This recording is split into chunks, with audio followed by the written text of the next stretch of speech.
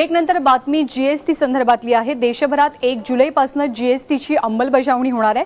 केंद्रीय अर्थमंत्री अरुण जेटली यांनी या संदर्भातली घोषणा केली आहे। 1 जुलैपासून जीएसटी लागू केला जाईल। देशभरामध्ये हा जीएसटी लागू असेल। केंद्रीय अर्थमंत्री अरुण जेटली यांनी या संदर्भातली घोषणा केली आहे।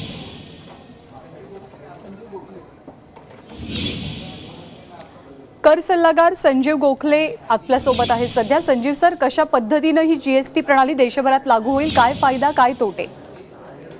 जीएसटी फार वर्षापणाची वाट बघतोय। सगळे बारीक बारीक छोटे छोटे कायदे रद्द होऊन केवळ एकच कर प्रणाली इनडायरेक्ट टॅक्सची जी आहे तिची बरीचशी प्रक्रिया सोपस्कार पार पडलेली आहेत। आता आपल्याला बघायची ती जीएसटी प्रत्यक्ष रोल आउट होण्यासाठी 1 एप्रिलची तारीख दिलेली, परंतु काही कारणामुळे त्यांच्या ज्या मीटिंग्समुळे काही विरोधामुळे ती तारीख जर 1 जुलै होत असेल तर आपण सगळेजण त्याची वाट बघतोय।